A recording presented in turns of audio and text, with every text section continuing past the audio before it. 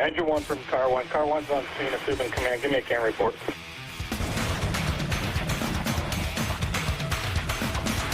There we go. My name's Clyde Gordon. I worked for the city of Houston for the last 35 years. I just retired in October as a battalion chief there. It was a blessing to me to be able to be there. I was just a young kid when I got started. I didn't know anything about the fire service. I lived in a town called Tomball, Texas, which was about an hour outside of Houston. Back then, there weren't a whole lot of people that lived there. I went to Pizza Hut with my best friend, Bubba, because there was only 900 Bubbas and one Clyde for 1,000 miles. And when we went to Pizza Hut after high school, when I was 16 years old, Bubba handed the cashier lady a little card, and she rang up his pizza, and his was $4 and mine was $8. And I was instantly pissed off, yet intrigued of what kind of coupon did he have. And he said, I don't have a coupon. I'm a member of the Tomball Volunteer Fire Department. And I said, well, by God, before today's over, Clyde, too, will be a member of the Tomball Volunteer. If you can't tell, I still enjoy pizza. I was kind of pissed off. I got here so late yesterday, but I still ate a couple pieces on the way out. Yeah, man, as sad as that sounds, that was the beginning of basically a 40-year career. And now here I am in New England, someplace I've never been in my life, talking to people who are into the job, and probably guys in here that have made 10 times the fires I've been able to make. It's an honor to me. It's a true honor to me.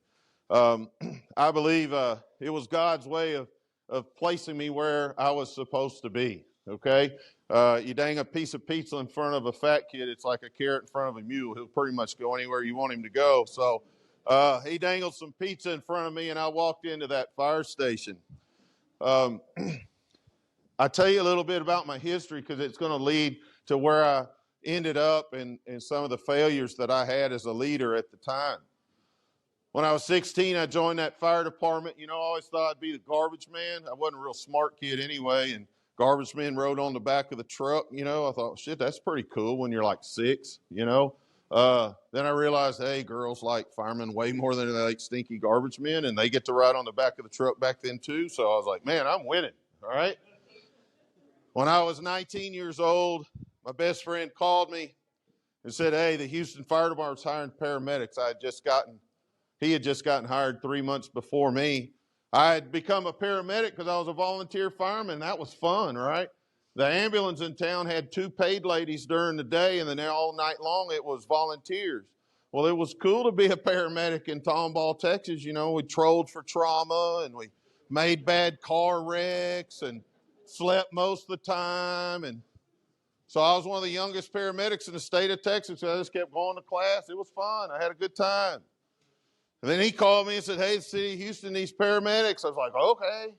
My dad was an attorney. I grew up on a horse ranch. My dad was a smart man.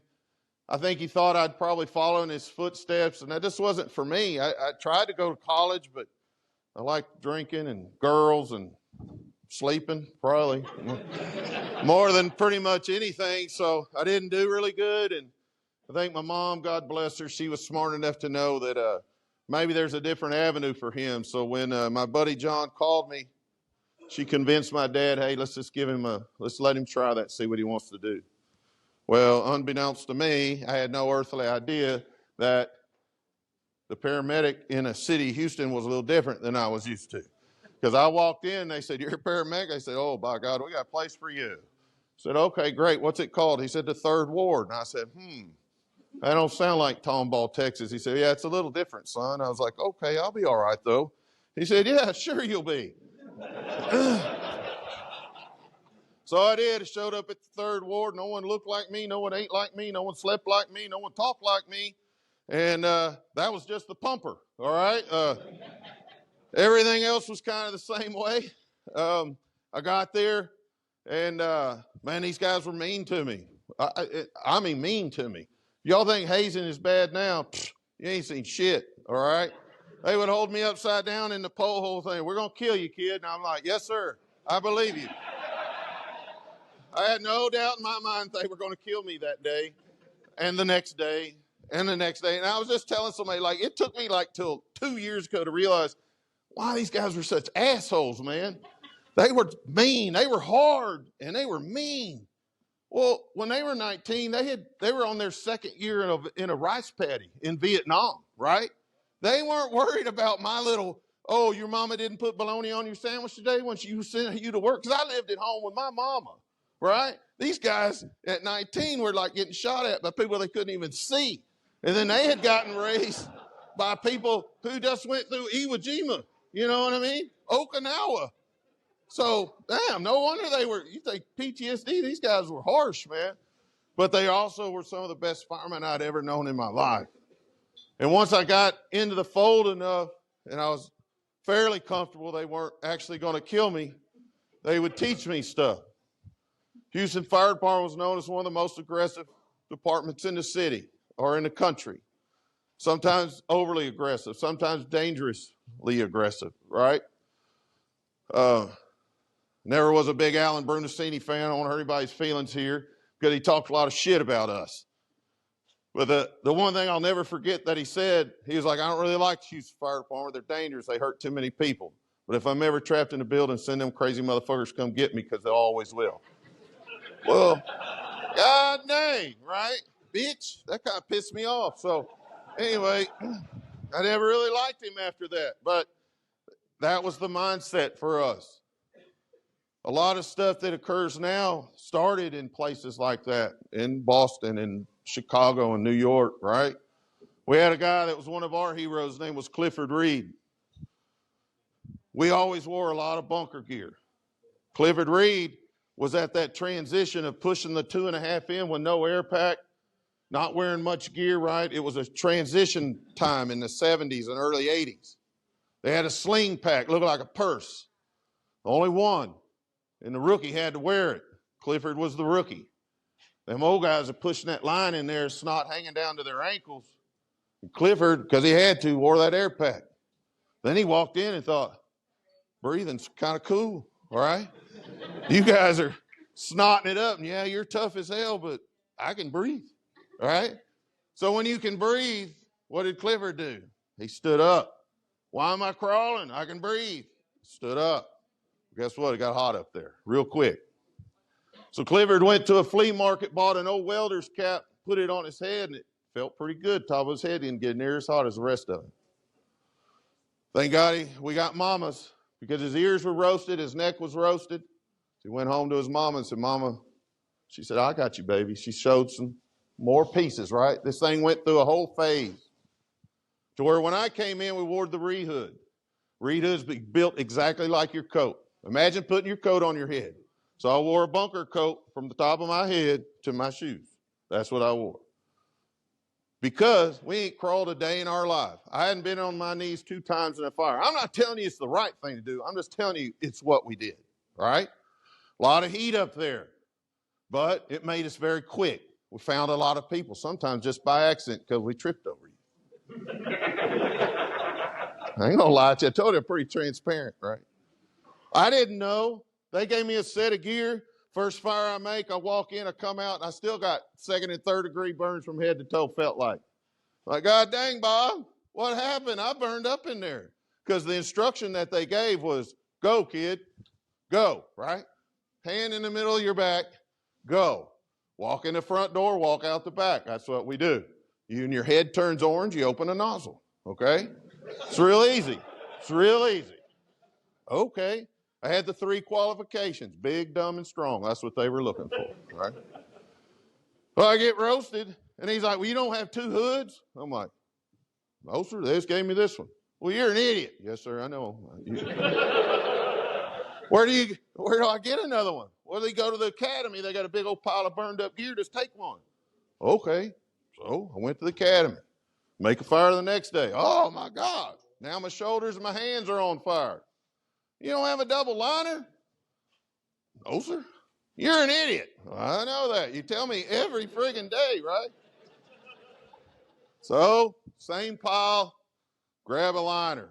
Now my hands are on fire. Double glove. This is where I was in 1990. Double hood, double glove, double liners. put a sweatshirt on, cut it off like a crop top. We didn't feel shit. I'm telling you right now. You could stand up in anything. You never felt anything from the waist up. Couldn't bend over.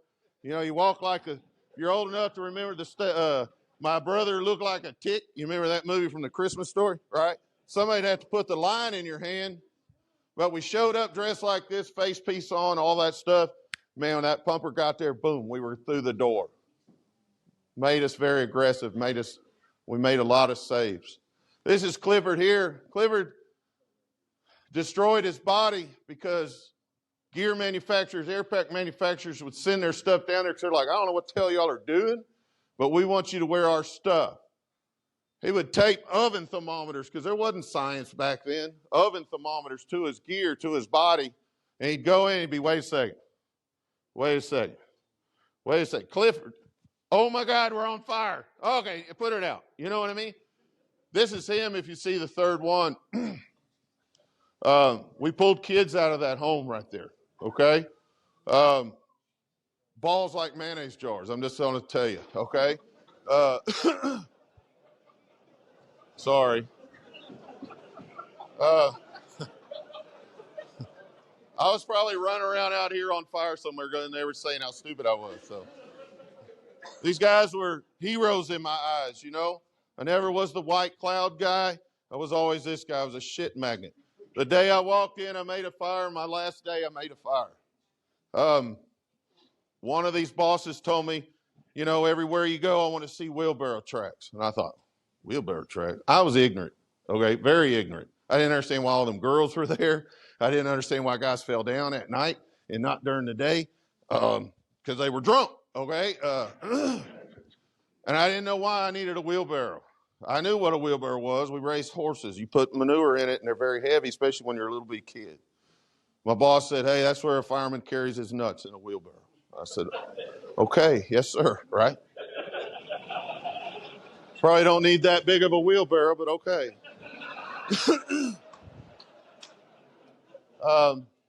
That's just the culture. And what I'm trying to get to you is the culture.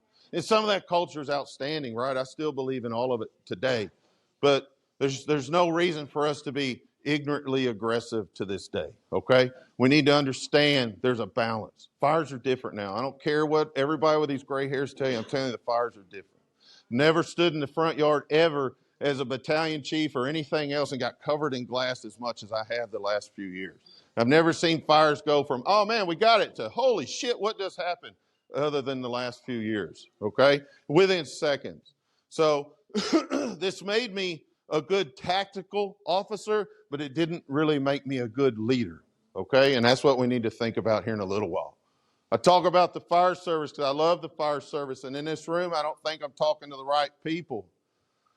But something happened to the fire service. In 1996, Ruben Gomez was a volunteer with the Houston Fire Department. We had volunteers all the way. It started with the civil defense days back in World War II. All the men went to war, right? So there had to be someone to put fires out and fix the streets and everything so you could volunteer. We still have it today. There's only like 15 of those guys left, but they would ride with us every day. Some of them were better firemen than any of the paid guys ever were, right? And Ruben Gomez in 1996 was killed in a flashover. And that tipped our pendulum the wrong way, I think. We were going to fires like we always had gone to. And I'll be honest with you, most of the fires were shotgun shacks or 2 stories. They were built out of shiplap, tongue and groove, whatever the hell y'all call it here. It was heavy pine, full of fuel, right? But they would burn, man, it's like setting the woods on fire over here. But they rarely hurt us because they were pretty predictable. They didn't change much. They wouldn't fall on you. So guess what? When you walk up, you show up, you don't, the longest it takes you to get through the door is to go click, right? You can go through that front door really quick. You can knock this fire down. Those fires went out well. The building was standing there and to burn it 2 or 3 more times. Gave us a real false sense of what was going on. 1996, the things had started to change, and we killed Ruben. And after that, we killed 26 firemen, okay? The fire department in general, and the Houston Fire Department I can speak of because I know we don't always learn from our mistakes. Things were changing and we weren't catching on. But some people caught on, and what did they do? full friggin' panic mode, right? Oh my God, it's about us, fellas. It's about us. We got to stay safe. Are you okay? Are you okay? Are you okay? The overemphasis on safety. I taught a class over that way. Let's see, would that be west? That way. Very recently. And I had an accountability system for everything that I did, including going home. I had to contact them and let them know I had made it home. You think it's, oh man, that's nice. No, it's a little in my business, okay? Right? I mean, I get the idea, but at what point we had to do NIMS paperwork for the pumper that sat in the parking lot because, watch out, there's a pumper out there. I'm like, God dang, what's it going to do? You know what I mean? But, man, I was safe the whole time, right? And the slicers class was next to mine, and I don't know what the fuck was over there, right? But it wasn't like my class. It was not California. Now, I could have walked there. It was, but it might as well be. Oh, sorry, Hank. It wasn't California, though. I'll give Hankins that much. But it's that overemphasis on safety. A lot of the fire chiefs today, right, these guys who are 40-ish and whatever, and if you're in this room, we're not picking on you, but look at yourself, right? They grew up in this. Man, it was all about, oh, shit, oh, my God, this job is so bad, right? And they've been raised in that, so now what do? They run their fire department that way. And they're right? There's some lady in Bangladesh or somewhere sewing friggin' bunker gear together, and she puts some tag in it, and it says, firefighting is an unavoidably dangerous career. You may be killed or severely injured while wearing this coat, right? And I'm sure one day in Bangladeshese, she's like, boogity, boogity, and they were like, and they translated it into whatever language they speak there, and she thought, oh, man, this sweatshop sucks, but it's better than being a fireman, right? Hey, man, I'm here to ruin it for you. If no one told you get your ass killed doing this, you in the wrong room, okay? Now, do you need to be doing stupid shit like I did, 14 layers and diving through flaming windows, knowing that no one could be alive in there? No, we should be smarter than that. I used to sit on the toilet reading Firehouse magazine because I didn't want anybody to see me because then, they'd call me a squirrel and a woo-woo and all this, right? I don't give a shit now. I wear that badge. Man, I was telling this kid, I've been a squirrel for so long, man. Gordon, he's a friggin' squirrel. I'm like, yeah, y'all see the sack of nuts I carry with me? This huge bag of peanuts I carry where I go. And they're like, I'm not sure that's what you meant. It is. Accepting mediocre performance, right? What we accept is our norm. We accept guys coming in, right? When you have your spot at the station, like, oh, don't sit there, that's Bill's seat. Now, I understand the dinner table. Some of us have a pecking order and stuff. I'm okay with that. But it's a recliner in front of the TV, and it has, you're like Sheldon. The wind blows on you this way, and the sun. And you're there at 6:20 or 6:32, you know what I mean? And shift change is 6:30, right? And you got there at 6:29. Like, where's Bill? Oh, he'll be here in 40 seconds because he's got 1 minute before shift change.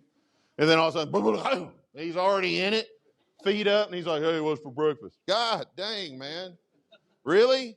I doubt that guy's on his money. Now, don't let me lie to you. Don't think that I'm this taskmaster. If you showed up before I retired, 3 o'clock in the afternoon at Station 8, I promise you my ass was in that recliner sound asleep, okay? Those guys made 60 runs a day out of that house. There is no little, ooh, they don't wake the chief up. No, it was, hey, oh, it ain't you. Hey, it ain't you. Like 59 times a day. And then once or twice it was my turn. You know what I mean? I don't need it. So I would take a nap. A rested fireman's a ready fireman. But we can't accept poor performance. Yes, sir, you can write that one down. Yes, sir. Yeah. The lack of pride and tradition, it's not in this room. And I know the guys who need to hear me speak aren't here, but it's your job to take this back home with you, right? And you give them a hard time, whatever it takes. Sometimes you got to work with them. Sometimes you got to get them involved. Sometimes you got to be an ass. Okay, I'm not going to lie to you. You got to, depending on where you are in the pecking order, guess what? I could get almost anything done. I promise you, the chief back there, that's a big man. He ain't very tall, but man, I ain't messing with that guy, right?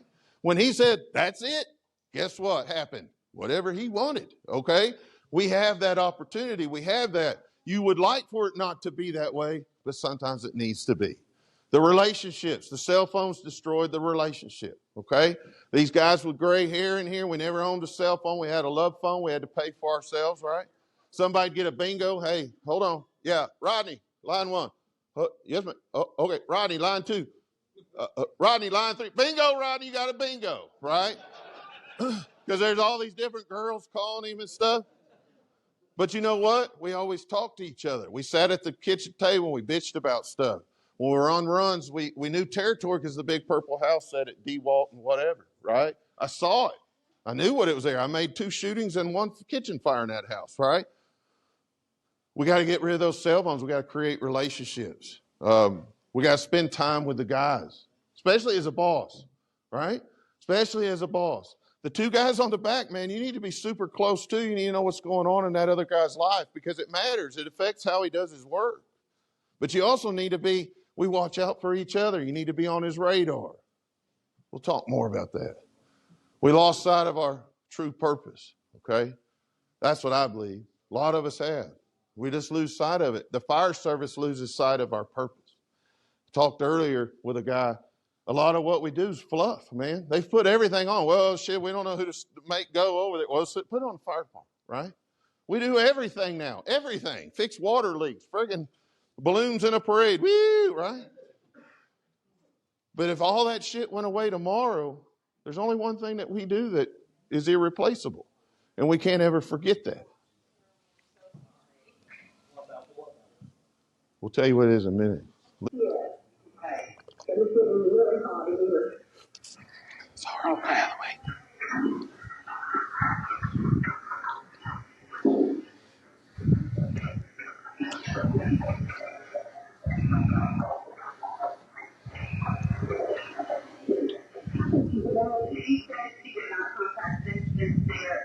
The fire department was already on scene.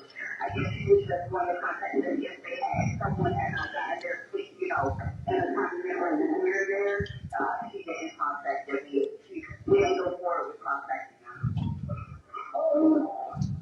I think fire now. Okay. They're here. I'm letting them know exactly what's going on, okay? They are there. They are right there. Just they have to make their way into you, okay?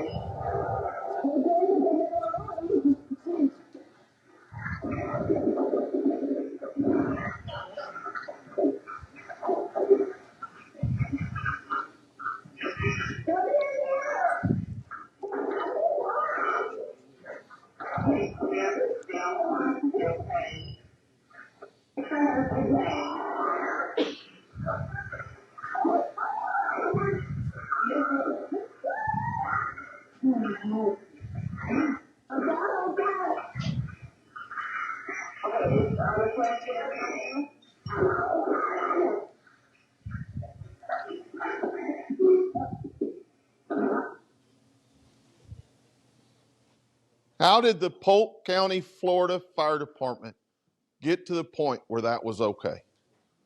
That's Miss Loretta. She lived in Polk County. Her house caught on fire. She was crippled. She could only make it to the kitchen table, and she sat at the kitchen table because she was told her whole life the firemen are going to come get you if you ever get into trouble. She's on the phone with the 911 dispatcher until she died. They never came. Never. They had time to Facebook Live, put videos on social media, but they didn't have enough time to come get her. Wasn't due to fire conditions. I know that for a fact. I think there was some shenanigans going on. I'll be honest with you, Polk County Fire Department hates that I do this. Hate it. And I've met a lot of guys from there now, and they've made sweeping changes. And I tell them, I was like, I understand. I wouldn't want you to use it either, right? But here's the thing. If you think Polk County is the only fire department in this country that this could ever happen at, you are out of your mind. Well, I think one of the guys might have been at a girlfriend's, right? Somebody might have been over here doing something else. Has that ever happened around you? Don't raise your hand. We all know somebody, right? How do we get there? There's no reason for that. We've lost our sense of purpose when that's acceptable. This is criminal what happened to her. Survivability profiling, that was big for a long time. That helped us get away from it, right? Oh, people are dead in there. Now, don't think I'm stupid, right? I understand there's conditions that are not survivable, but I can't decide that from my car. I need to go look, right? And sometimes when I go look, I'm like, oh shit, they're dead, right? That's the best I can do. But a lot of times we're like, God dang, I had no idea that add-on was there. That one bedroom was there, right? We need to search that survivable space, and if it's not survivable, we create survivable space. We brought it with us. It's called water.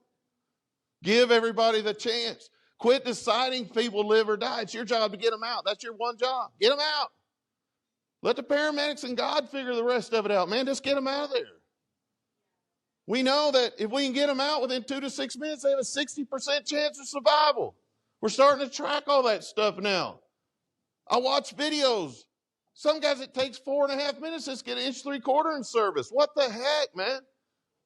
That is unacceptable. There's 17 of them walking around. Right? Stop making it their problem and start making it yours. If I showed up at your house in the morning and your house was on fire with your kids in it, and I went, so-and-so's in command, and I'm going to wander around a little while, and then engine one comes in, and they're fiddle farting with the line, and I promise you work in the 3rd ward, I'm going to tell you what's going to happen to you. They will take your ass out of the front of that cab, carry you to a window, and fling you in there. It might not be the window you wanted to go through. They don't give a shit, okay?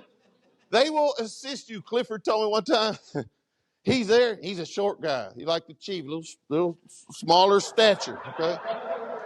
Sorry, buddy. Sorry, chief, man. You were a hero a minute ago. I got to mess with you a little bit, right?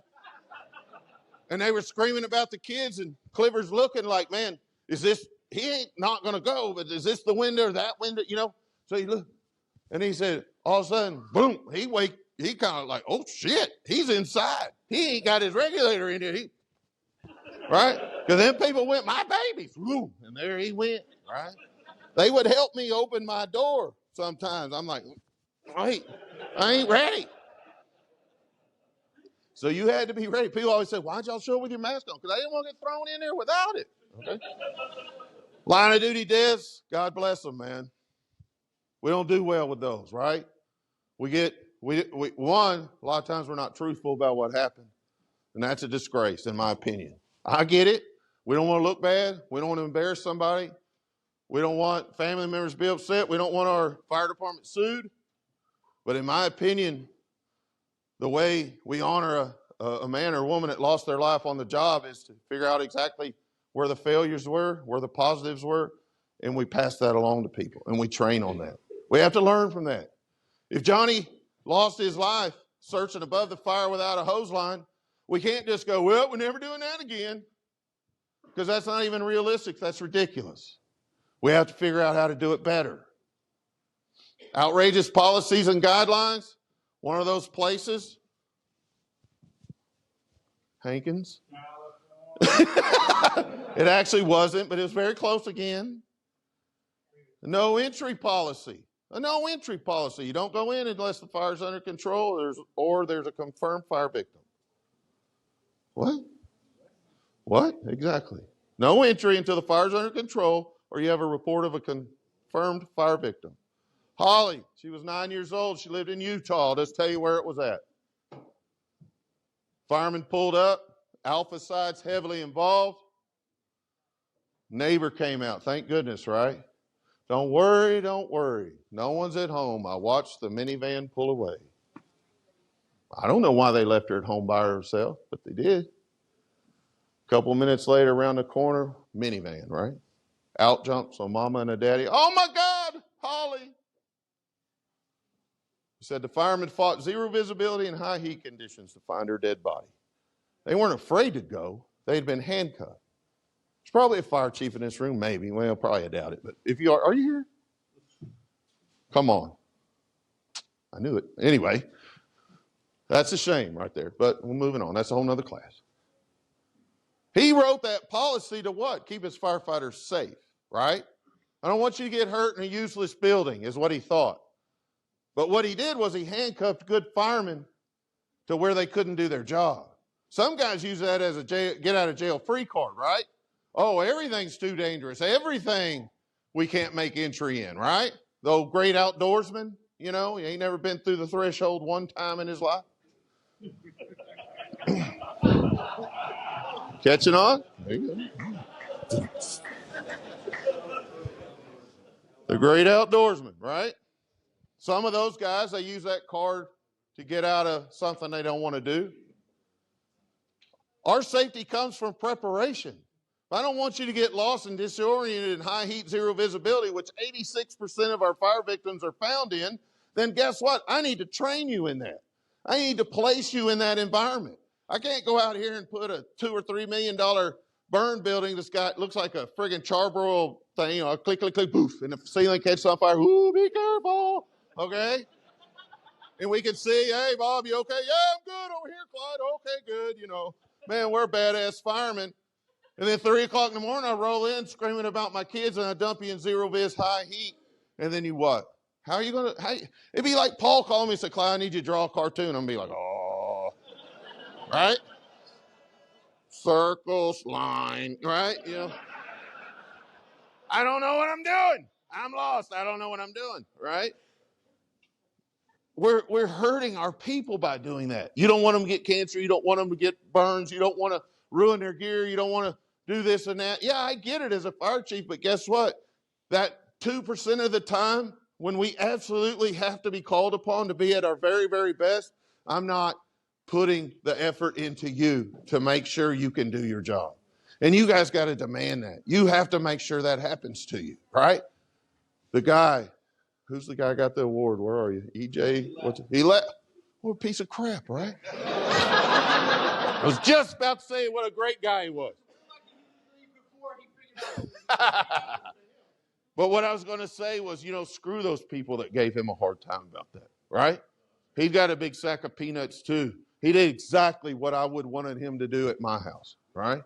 And that's what my driver pulled a victim out, and my fire department didn't give him a Valor Award because why? He was dressed like me right now. He broke the IDLH to VES a window because he saw the fire victim in the window. The guys were VESing from the Charlie. The guy happened to be on the Delta side. He could see his white socks through the smoke. They're cutting an extra hole just to pull smoke away from the bedrooms where they knew it was. My guy, doing my 360, commits to the window, pulls out this old man. I wrote him up. They denied his Valor Award because he didn't have full bunker gear on. But you know who gave him an award? Paul Combs. I sent him one of his pictures, right? There you go.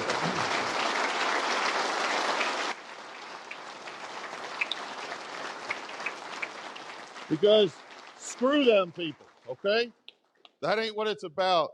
Michael Tambo knew what it was about. He was about people, all right?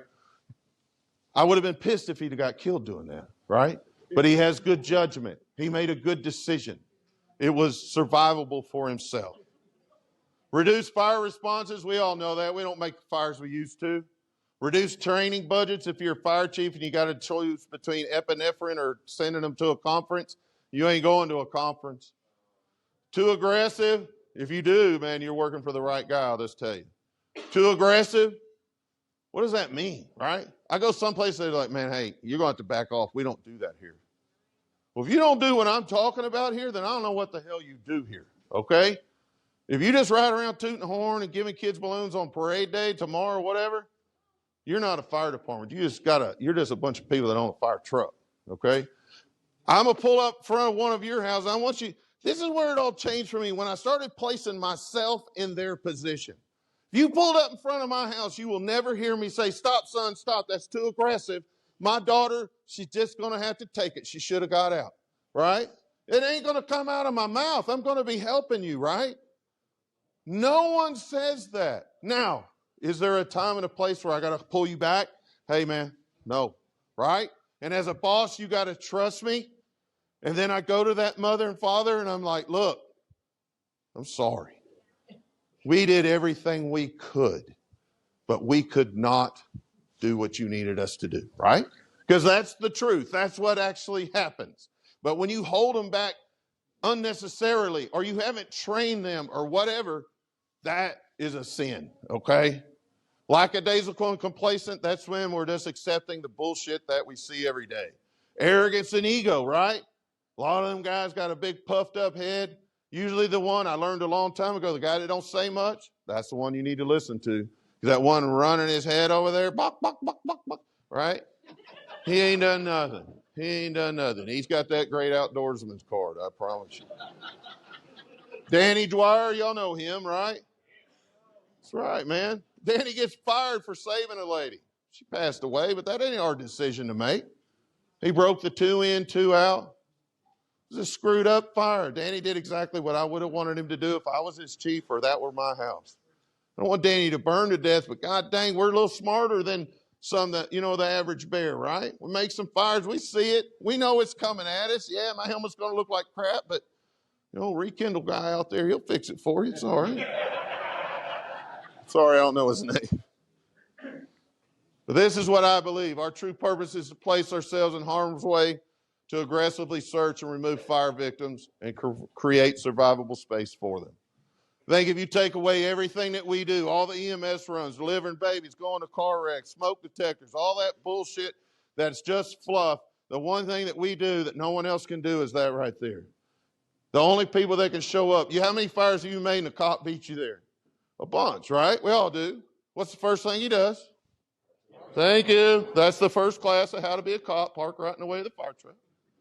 Second class is break out windows, typically, okay? Kick in doors. But guess what? He wants to do good. He wants to make the rescue right, but he can't. He just can't.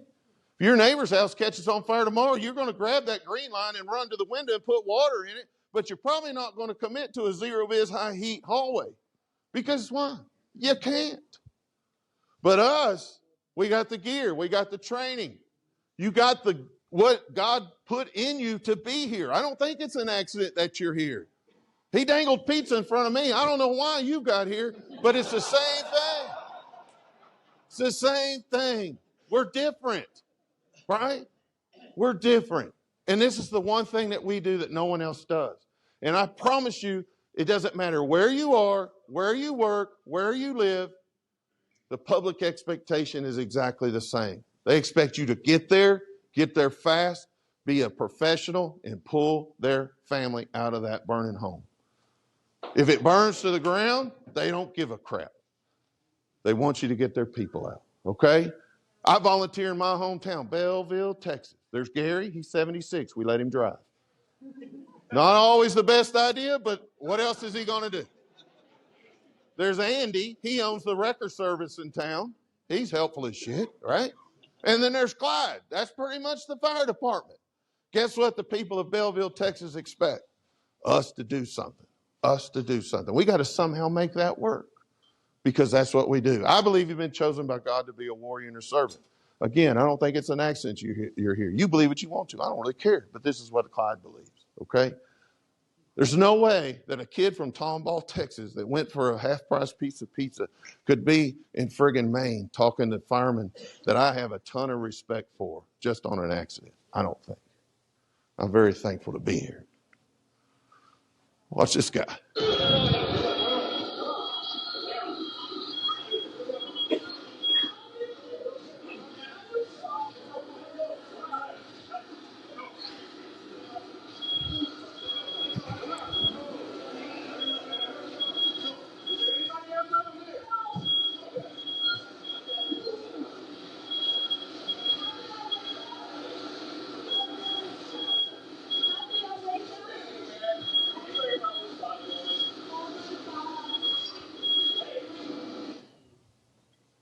That's a good friend of mine. He was on his side job, right? He's a squirrel like me. If you're making a fire, I promise you, if I could even consider somehow to get to it, I'm coming. So you might as well just plan on it, right? Oh, it's 3 districts over. Well, I just happen to be in the area. You know what I mean? Used to piss him off a lot, but whatever. And he's that way, right? He's on a side job. Bad storm comes through Texas. He puts his pants on because he don't want his shoes wet all day long. And he said, hey, man, Champion's got a good one working. Hey, let's ease on over there, right? So he does. He ease on over there. The incident commander, he sees him. What? He's a go-to guy, right? He knows him. He's like, holy crap. White, you're here and your guys? Yes, sir. Hey, you lay a 5-inch back around. I got to go defensive on this, but give me your guys. I'm going to put them to work. No problem, boss. So he's laying that 5-inch back there behind the apartment complex by himself. Steps out of that cab. What's he hear? That woman. Help me, right? He's by himself. What's his option right now? If you ask the kid who sits in his basement on Facebook, because this went all over social media, and I bet 2 out of 1,000 were, hey, great job. The other 900 and whatever were, why didn't he put a coat on? Why didn't he let them other guys help? Why in the hell didn't he? Anybody ever been anywhere close to somebody like that? What was she about to do? That's right. But she's going to throw babies first, right? When you hear them kids hit the ground, I promise you'll never forget it. And you never want to hear that again in your life. Did he understand he could get hurt? Sure he did. He made the choice. He knew this job is inherently dangerous. But that fire, he also was educated. It's not just going to and get him, right? Now, if he committed to that door or window, that'd probably been a foolish thing to do. He ain't going to survive in there, right? But he can get up there and get them kids off. All those other guys showed up after he was committed. He's not going to get down because that's time. That's time. That's time. You got to make those decisions sometime. That's what we're there for, though. I will tell you, life has a way of changing who you are, has a way of educating you. I'm way smarter than I was 20, 30 years ago, okay? Yes, sir. And it's all about critical moments of time. It has a way of putting a focus on things that you never even knew really existed, right? Can you imagine you're the outside vent guy or something? It's your job to pull the 24 off, grab a hook, go to the Charlie side. That's what you do every day, right? That's your deal. So you do it, and 900 times you've walked back there and nothing's ever been there, right? So could you get complacent? Could you maybe not check that shit out quite that good, right? No hustle in your step because you never get to do nothing. And you come around the corner, you see this young lady. Who does this? Who hangs, other than Michael Jackson, who hangs their baby? I mean, he's weird, right? Or was. Who does that? Absolutely desperate people, right? These two right here are probably not alive today. This baby, oh my God, give my baby a chance. And here you are, drag assing around there. Man, I need hustle in your step. You need to run like an idiot? No, but man, I need you to hustle because God dang it, one of these days you're going to come around that corner and it's going to be your moment. That's what y'all got to understand. Hey, we make one fire a year. Okay, might take you a while. But I promise you, whether it's this week, tomorrow, tonight, you're going to make some 2%er of a fire, and you are going to be pivotal in the outcome and the future existence or the outcome of a desperate situation. That's the job we're in. And I'm not talking about making some little bull crap wreck. I'm talking about, oh my God, if Clyde didn't show up, this person wouldn't have survived. Or even if they didn't survive, the outcome would have been tragically different, right? Just like this young lady. I don't know if she lives or dies, but the guy who either got her or didn't get her, that was pivotal. When we fail to get them, I think that's where we get a lot of our mental health issues. We knew we failed them. Not that we did the best we could and failed. That's completely different. I've been sitting in my spot for the last 7 years. I've never done a dang day of training. I've never done anything in my career. I was called upon to have some extraordinary skills and I failed. That eats you alive, I will tell you. It's happened to me. But this is my family, right? This is my little girl. When she was born with something called trisomy 18. It's a chromosomal disorder. It's a fatal disorder. We had gone through all of that. She wasn't even supposed to be born. We'd gone through 9 months of all these things, right? And here I am, a fixer. I fixed everybody else's problems, and I had this huge problem. My wife and my daughter at the time was 8, wanted to be a big sister. I had this problem that I had no control over. I was desperate for help. So, who do I turn to? A professional, a neonatologist, a pediatrician, right? And I was sick, physically sick of what was going on. I was watching my wife go through these things. And I was begging, please, look, you got to help me, right? And they're like, I'm not sure we can, Clyde. What if this guy, like I got the sense, he really didn't know what the hell he was doing. Or maybe he smelled like liquor, right? Don't get me wrong, I like to have a drink too, but we're professionals at that job, right? We got to come in and have our shit together. Can you imagine in my worst time, if I just got a weird sense from these neonatologists that they didn't have my best interest in their mind? I would have been sick. I would have been furious. My little girl, she didn't make it. It's like what we do sometimes. We do the best we can. They did the best they could, and the outcome's not always what we want. And I don't tell you this story because I want you to feel bad for me. That's not it. I want you to learn something from it. Because I'm telling you right now, I was pissed off bad. I was angry. Because my daughter, Ashlyn, was a miracle baby. She was never supposed to be born either. It took us 8 years, going to them doctor's appointment. Don't ever go to Texas Women's Hospital after work in your uniform to do those things men have to do when ladies can't get pregnant. Because it looks like this room, but all y'all are women, except me. And they're like, right? But I did, not twice, but once. So next time I wore a disguise.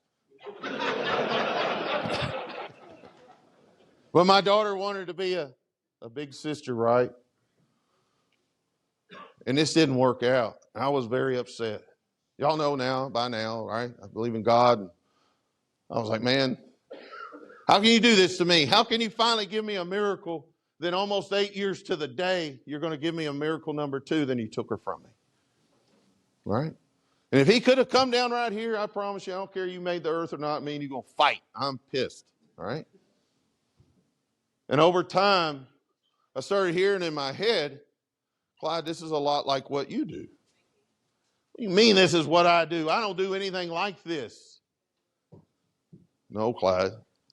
You learned what true sorrow was. You learned what true desperation was. You learned what it was like to place everything in your DNA upon someone else to make a huge impact in your life in a very short period of time.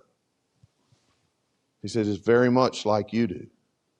When I pull up at 4 a.m. and you're in your boxer shorts standing there with skin hanging off of you and your face is black because you've had it in a blacked out window trying to get your little girl. You don't want a friggin' neonatologist. You want some big wheelbarrow toting guys and girls to get in there and bust ass, show up, man. They knew exactly where they were going. The stretch went perfect. 2 guys jumped through your bedroom window. They're looking, right?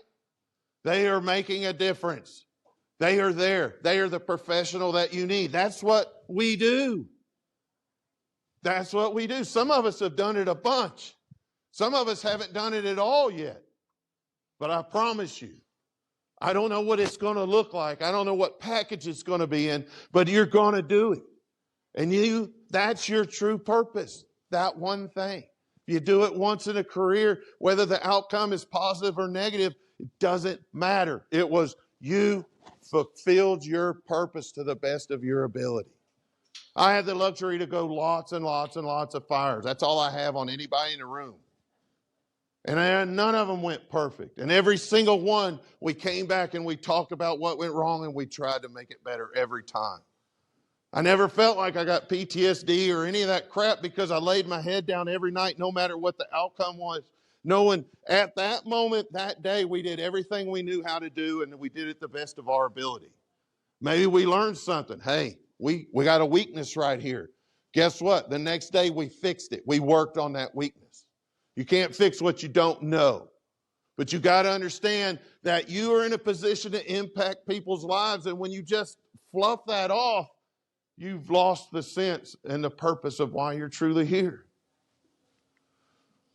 To every man, there comes in his lifetime a special moment when he's figuratively tapped on the shoulder and offered a chance to do a very special thing, unique to him and fitted for his talents.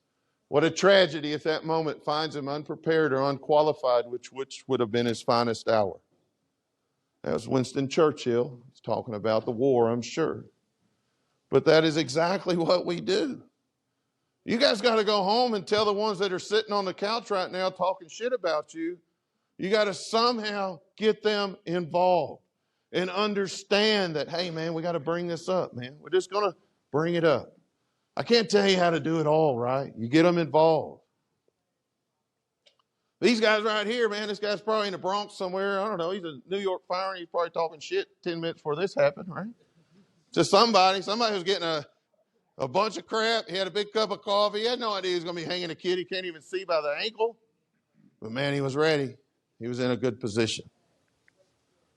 What happens when this doesn't go right? I'll tell you about a young officer. The young officer was me.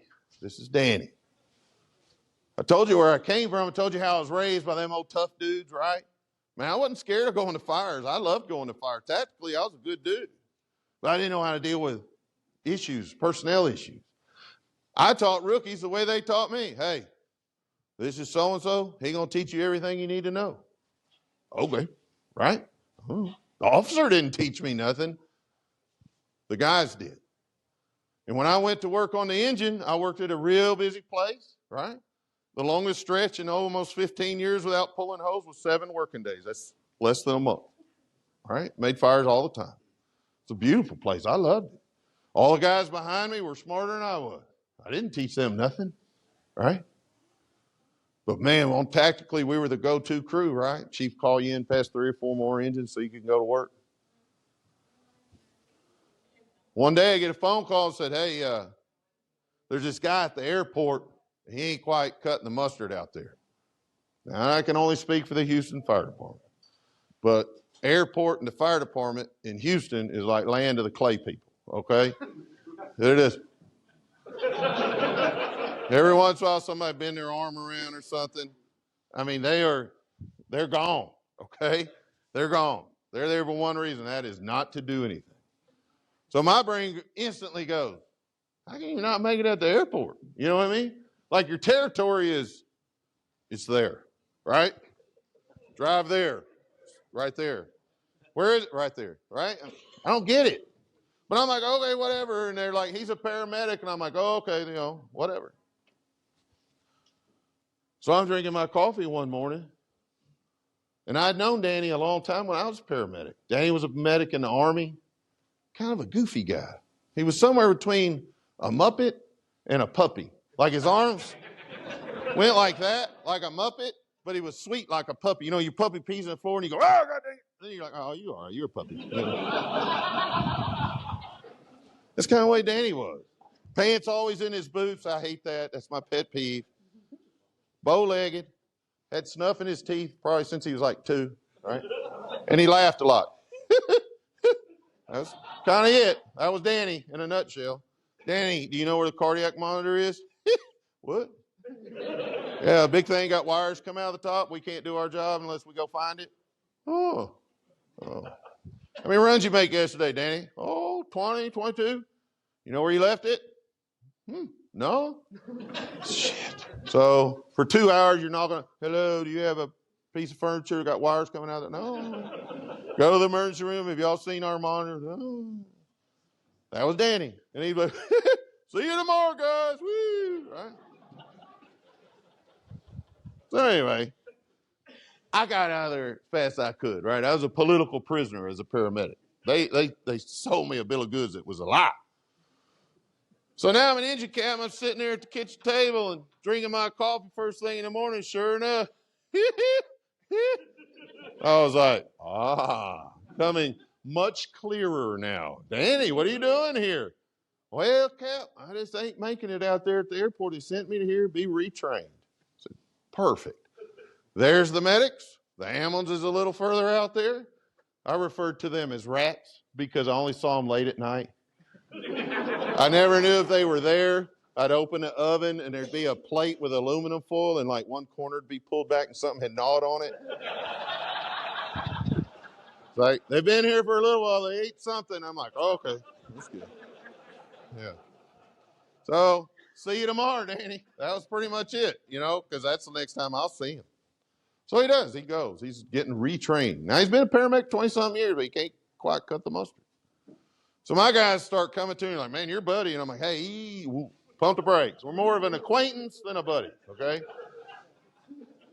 So, man, he ain't quite right. I'm like, yeah. So a couple months go by, and they call, and they said, hey, we're going to take Danny's paramedic from him. He just can't do it with us no more. I said, okay. Where you want me to pack his shit up, and we'll get him on the road, They're like, well, you got an opening there on your engine. I think we're going to leave him there with you. Sorry? Yeah, you got an opening there. Y'all are real busy. He'll catch on real quick. We're going to leave him there with you. I'm like, man, I don't think it's a good idea at all. And they're like, it's going to be fine. You'll do good. So they do. They left Danny there. Danny hadn't put his bunker gear on in 20-something years because as a paramedic in Houston, that's it. You don't get the engine time at all. He kind of goofy, right? So I did like I did every other rookie I'd gotten. Hey, man, that guy's going to teach you everything you need to know, Danny. Yes, sir. Hands off. Well, them guys, they're doing the best they can, but we'd make a car fire every day. We were the dumping ground for a huge theft ring, so we'd make 2 or 3 cars burn every single day, 365 days a year, about 4 o'clock in the morning-ish. All right, it just happened. You could almost guarantee 100% it was going to happen. So I wasn't going to get dressed for that crap. I got 2 pipemen have stretched more hose than most people have seen in their life, right? So I'd stand there like this, my hands in my pockets, and then all of a sudden I'd feel someone beside me. Danny, what the hell? You're supposed to be over there. Oh, well, okay. Well, now my guy's like, he's done, right? We go to a house fire, and Danny be like, great outdoorsman, can't quite get there, got some malfunction. Well, good crews, man, they ain't putting up with that long. We'd rather just do without than carry you with us, right? But then they start getting frustrated. Hey, man, your buddy again, right? I'm like, he's going to have to do something with him or we're leaving. Whoa, okay? That scared me because I got a great group. But I don't know how to do anything. I never was taught any of that stuff. Danny's dad's in the fire department too. I just know he's going to call me and raise hell with me. Why are you picking on my kid, right? I got to tell a guy who's been a pipeman, a firefighter for over 20 years, hey, man, you don't even know how to put your damn gear on, right? So it's a very uncomfortable place for a young officer to be. But I don't want to lose these guys. So I say, all right, I'll take care of it. Danny, I need to speak to you one morning, right? He comes in, Cap, don't worry about it. I know what you're going to say. I don't like it here. Y'all go to too many fires. I'm ready to leave. There's a place in Kingwood. We call that the livable forest. If you can't make it to the airport, the Clay people go to Kingwood, okay? They don't do nothing there, right? It's a beautiful little suburb. I said, Danny. He goes, I know I'll get the spot. I got over 20 years, man. I got the seniority to get it, and I can be there next week. Danny, let's get a box, and we'll pack your shit up, okay? This is awesome. You're going to love it there. Carrying his stuff to the car, right? Bye, Danny. Nothing will ever happen to you out there in Kingwood. Now, 6 months later, I'm at a water park with my kids. I don't have my phone in my pocket. I get back to the car. I got almost 30 missed calls from my friends in the city of Houston. I was like, oh, shit, what'd I do? I call the first one back, and I'm like, what's up? Hey, man, Danny's dead. I'm like, Danny? Danny who? I said, Danny Groover. What are you talking about? Like, what do you do, die of a heart attack or something? He said, no, Danny made a fire today, and he died in a fire. And I was like, Ain't no way, man. He's in Kingwood. They don't make no fires out there. He said, I'm telling you, Danny made a fire today, and he died in it.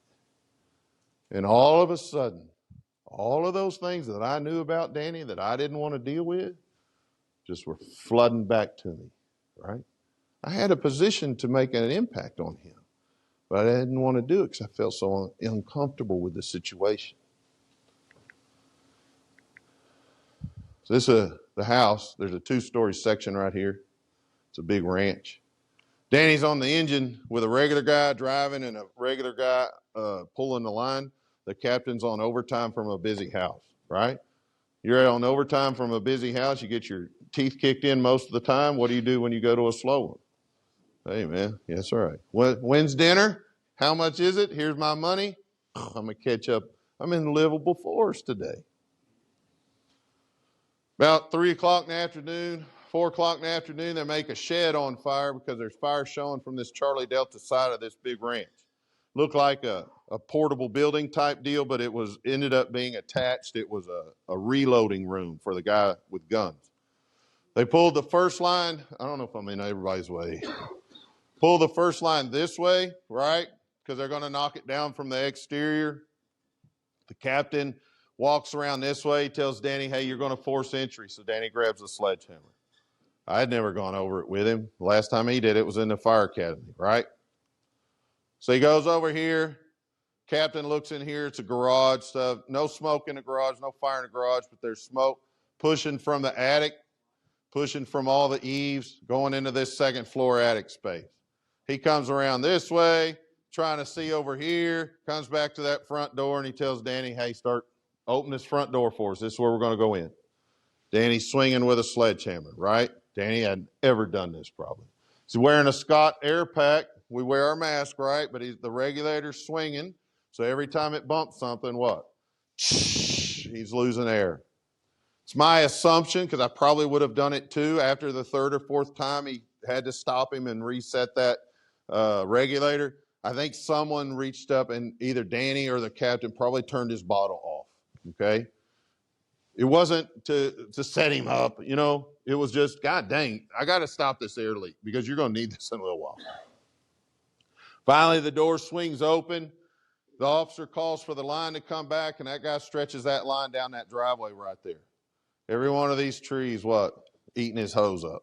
It's about a 175-foot stretch anyway. He's carrying 200. So they go into the front door. The officer takes off. He knows he's got a good working fire in the attic on Division 2, right? So he's looking for what? He got to get where? He got to get in that attic space. He got to find that pull down. Danny comes in behind him at some point. This guy brings the line up. He's coming in. About that time, the second engine gets there. They get ordered to bring a second line. The officer gets to Division 2. Danny gets to Division 2, but he's not with the officer, we don't think. It's probably the first fire he's been to in 20 years, at least. The other guy's trying to bring the line up the stairwell, right? Open front door, big foyer, stairwell, right?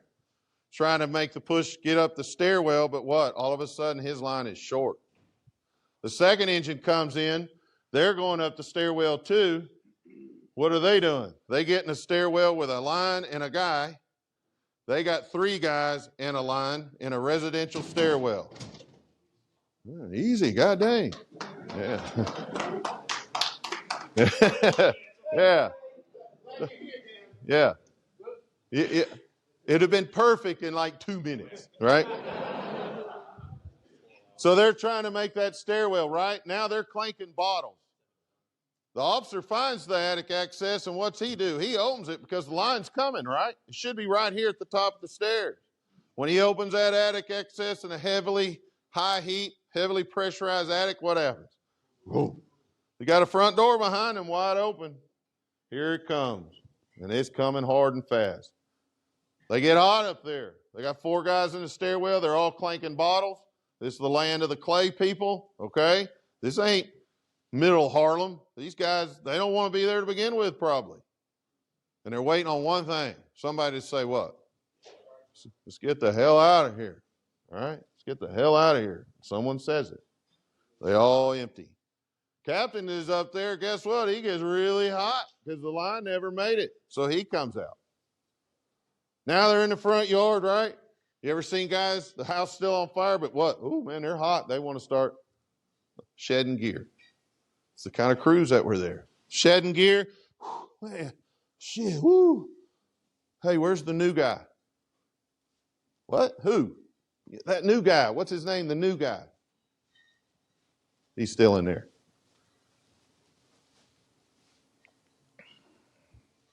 At 3:55, Danny was dispatched. At 4:20, Danny turns his radio on for the first time. He's been interior for 10 minutes. I never went over the radio with Danny. I expected the firefighters to do it. 3 minutes later, Danny's in full alert. We have a Grace accountability. Back then it sent an alert to the chief's car, right? And he has integrated pass device. I don't talk about the tactics. You can look at them and you will see they were huge issues, but that's not my point. I want you to see as an officer where I failed a guy who needed a lot of help. He was in full alert in 3 minutes. He was found with his face piece pulled up right above his nose with 500 pounds left in his air bottle. Why would he have grabbed that face piece and yanked if he still had air in his bottle? It was all. Right. Right? So that Scott Air Pack bottle is a needle valve. That needle sits in a seat. You turn it 2 or 3 times, not the 37 or whatever it is. Somebody knows that number. I don't remember what it is. It's going to pull from that seat, right? And 4,500 pounds of air will be happy to push some air past it. But you ever seen them guys come out and their bottle's covered in ice, right? They're that guy that, well, that ice forms inside that needle valve. It'll block it like that. And no more air comes out. It's system starvation, right? No one ever told him, man, you got to turn your bottle on all the way. Them old school guys, I remember them doing it all the time. Just a couple clicks. But if you overbreathe that air pack, you'll have no air. Danny ran out of air, thought his bottle was empty. He grabbed that face piece and yanked, right? You ever seen that happen? A guy in a wire box and he finally has had enough of your shit, right? And he's like, I need air. And he grabs it. What do they do? They yank, but the chin strap and the hood and all that catches it and it stops right about his nose, right? That's what Danny did. Never called a mayday. This was the room he died in. Had these little louvered doors. He knocked the top of this one out. The stairwell's right here. Like out is, take a left, take a right, you're gone. Notice the walls. He died right here, other side of the room. Head right here. This handle's broken. That was the last thing he had it in his hand when he collapsed. Little crappy French doors that he probably could have leaned on and got out. Notice the walls. What's missing from the walls for a man to have died of smoke inhalation right there? There's no staining, right? No staining. Pulled him out onto that ledge there, worked him, but he was gone. This is what I believe what happened to all the smoke staining was we're big vertical vent guys.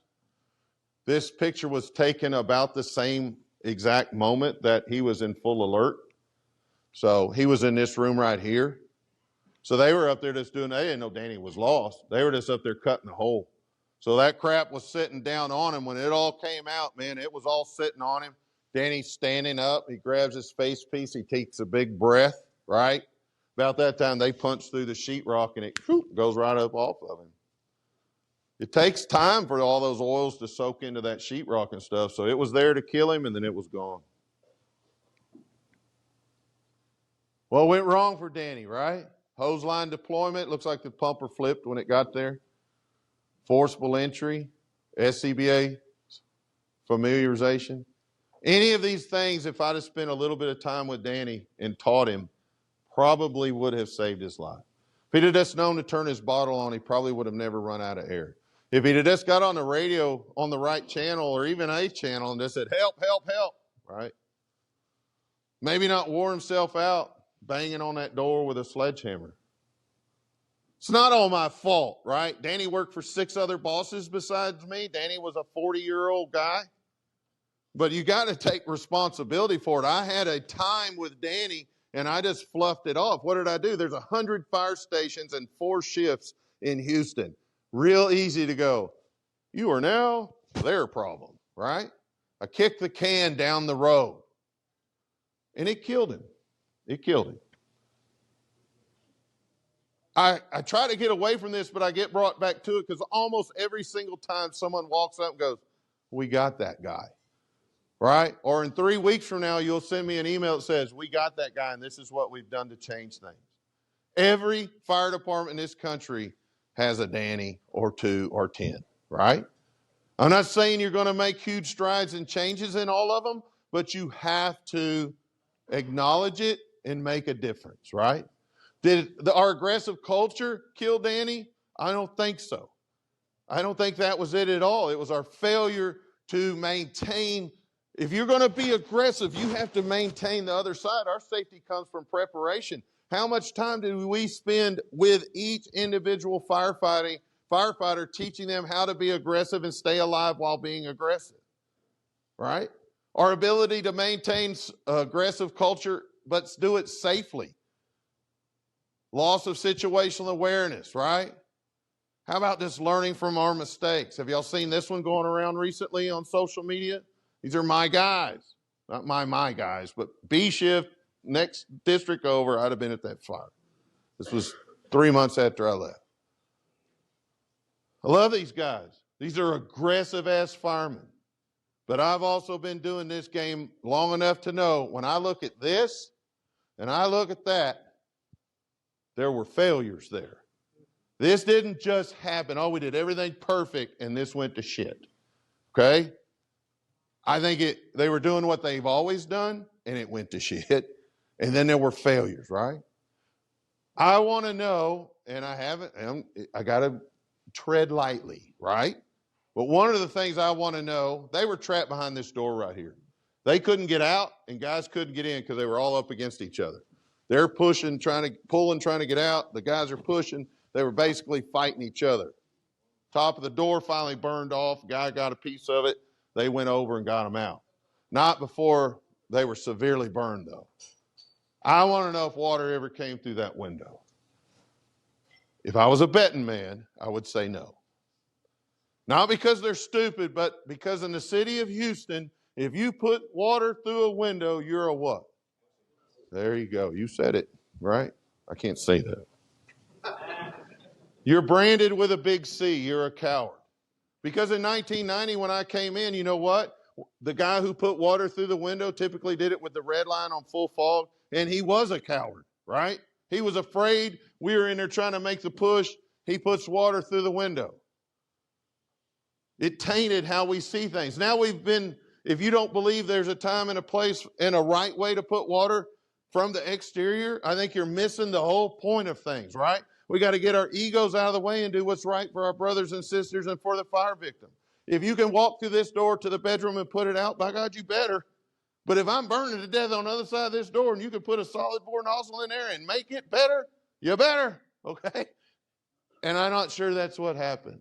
I think we don't learn from our mistakes. I don't think we allow information to come in. We let our culture drive some things, and sometimes it's not right, right? This changed me. That fire changed me. Danny's fire changed me. I realized what my priority was. I had to come up with a plan to make difference, improve things. I understood our safety comes from preparation. And I started, it was never going to happen to me again. If I were to kill one of my guys, I was going to be able to look at his wife and family and say, bad things happen here. And I did everything we could, right? Not, well, we knew he had problems and we just didn't do anything. Wasn't going to happen to me again. How do you do it? First thing I started doing when I made chief, I got out of the office. There ain't a piece of paperwork on this planet that's worth you spending your entire day in that office. Pay those guys and then get out there, okay? They didn't like it. I worked downtown, right? Downtown clowns. That's the way it was. We're kind of uniform Nazis in Houston, right? I like a nice white shirt, heavy starch. I like shiny shoes, okay? But they were used to those guys that wore them other shoes, them core frame shoes, okay? What are they called? That's right. I told him that, I don't know when. But yeah, to me, those were dickhead shoes because I never knew a guy that wore them on a daily basis that wasn't a dickhead. Okay, so that's the Chiefs they were used to, right? In the city of Houston, Chiefs kind of flew in on a cape and landed on the water, and no one, got near them. You didn't just talk to the chief. You'd have to, the firefighter would have to talk to the senior man, who talked to the engine driver, talk to the truck driver, talk to the engine boss, talk to the truck boss that came to me and said, can Bill have his Tuesday off, right? That's how those guys, those downtown clowns, that's how they were. I could have given 2 squirts less, right? I don't give a crap. You're gonna respect me in time because of the person I am, not because I wear these shiny ass shoes. So I did. I started sitting at this big kitchen table. There's 16 of us there. I started just hanging out with them. I listened to all that garbage they talked about. Some of it's terrible. Y'all are terrible people, okay? But what it did for me as I sat there and I listened, I was like, oh man, Jesse, I didn't realize he had been a Marine in Iraq. He spent 2 tours over there, right? And then I realized that Jesse was part of a minesweeping group, and they missed one, and everybody got killed but Jesse, right? He was on my radar. I didn't talk to him about it. It was on my radar. This guy's having problems at home. This guy's whatever, right? I started making it more comfortable for them. At first, they thought I was saying, oh, your sideburns are a little too long. Oh, sorry, those aren't black socks. Those are blue socks. Yeah, no, those glasses aren't going to work, right? That's what they were so used to. But I didn't give a crap. I was just wanting to be there with them. I wanted them to feel like they could approach me at some point. One morning, 5 o'clock in the morning, it's shift change, like an hour before shift change. They meet me in a parking lot. Man, we got trouble. And first thing I thought was, man, like, I'm getting something done because they met me out here, and a driver came directly to me, started talking to me. That just was not our culture. I said, what's going on? Man, we went out drinking yesterday. Okay.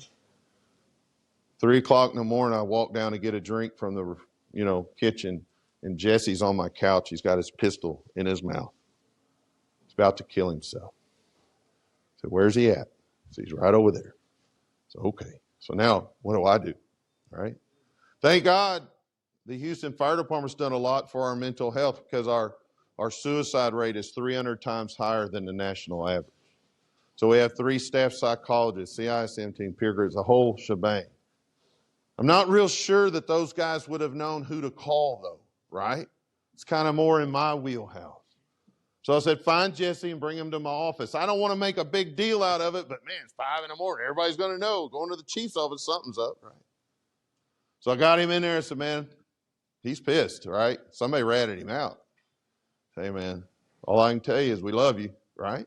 And we're going to get this fixed today. And you're going to stay right here with me. And we started making calls, right? And within an hour, man, we had all these people there. And they kept it on the down low the best they could because they don't want to embarrass him. But just the other day, I went to his wedding. He's having a baby, right? His life was saved because of sitting out there drinking some coffee with guys. They felt like I was approachable. That's the way you need to be. You got to be approachable. You think you can't be their friend and their boss at the same time, you're doing it wrong. I'll just tell you.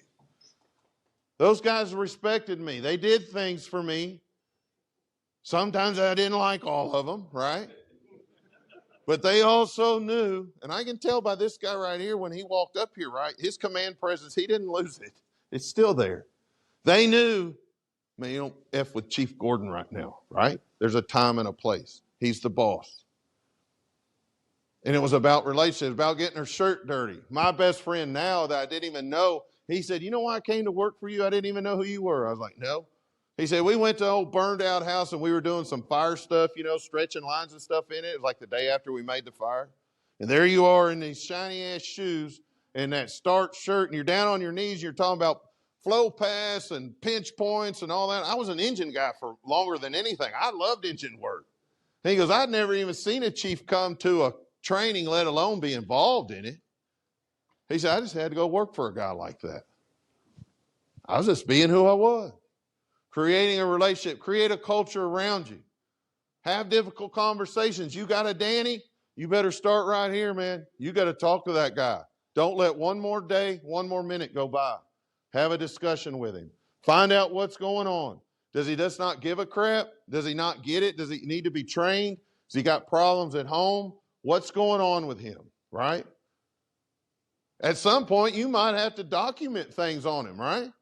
Man, hey, I told them guys all the time, we can go fishing on Saturday, but if we work on Sunday, it's business.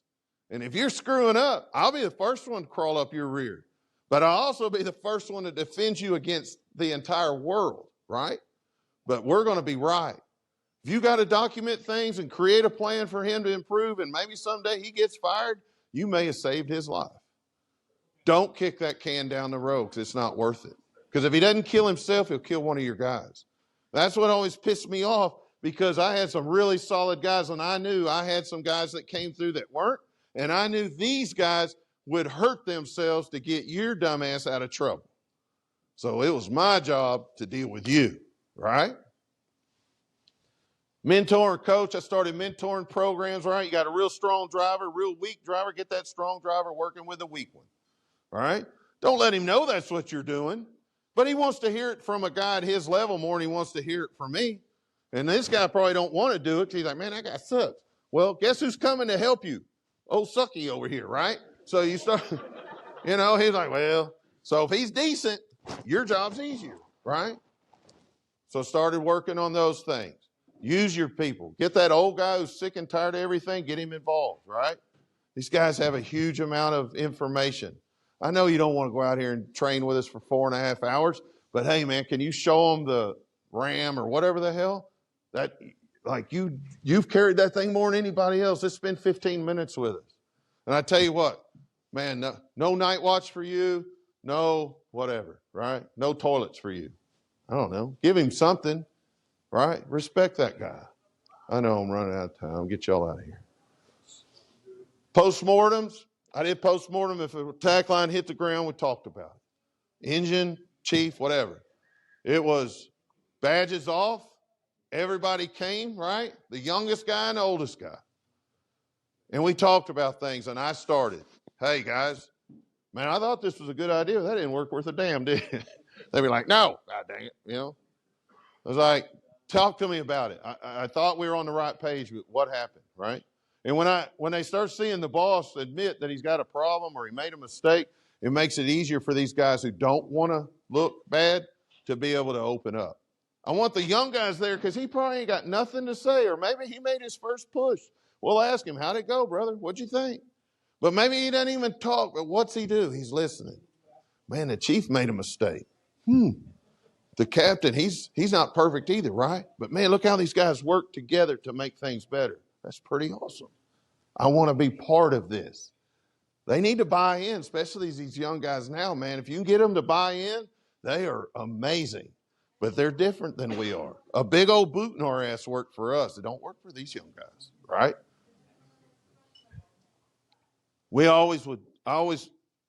Man, that was as good as we can get it, but tomorrow it's going to be better, right?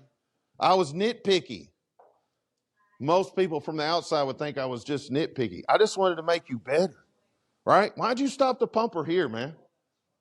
Well, the brake went, psh, and I got out. You know what I mean? Well, look.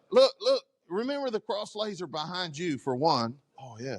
If you'd have pulled right here, now look at our stretch, right? The parked car and the fence and all that. That's just crap these guys had to go around. Man, Chief, I never thought of that. Right? If the positioning's perfect, the stretch is perfect. Stretch is perfect, push is perfect. Push is perfect, the search is going to be perfect, right? It all works together. So I'd work on them. Hey, man, next time, right? You're going to get it for me next time, though, aren't you, brother? I got you, Chief, right? Wasn't a big deal. Everybody heard, man, hey, I never thought about that either. Let's think about where we put this thing instead of just parking it, right? Because usually it's what? Oh, shit, here comes 25s. They're like half a block away. Fuck it. We're here because if the brake's out, you're first, right? Yeah. Don't let them do that shit to you. Control that too. 25s sitting right there at that plug. 7s is first in. I used to have them, and they'd be like trying to get closer and closer, and I watch this. I let them get all the way, man. They think, oh, we're in the game. And I'll be like, engine 25, get back in your pumper. They just melt. They'd have to walk of shame, go back. Told you to stage, you piece of crap. It's a kitchen fire. I don't need your ass in here clanking around, you know. Have honest conversations with them, man. Be fallible. Be human. You're not perfect, right? I don't think any of us in here are Jesus. So if you are, let me know. Create a comfortable environment where everybody can be involved, no rank. I like free thinkers, man. I want guys to think. I don't need to micromanage your stuff, right? I want you to think. I don't want you to freelance. I don't want you to just be this wild Indian, hanging off the gutters and shit. But if you got a good idea, hey, we're first in, we're going to set up, hit it defensively, we're going to have Engine 7 come in and bring us water. Hey, man, I'm there to support that, right? I think it was a great idea. If it doesn't work out, we'll figure out why it didn't work out. We'll make it better next time.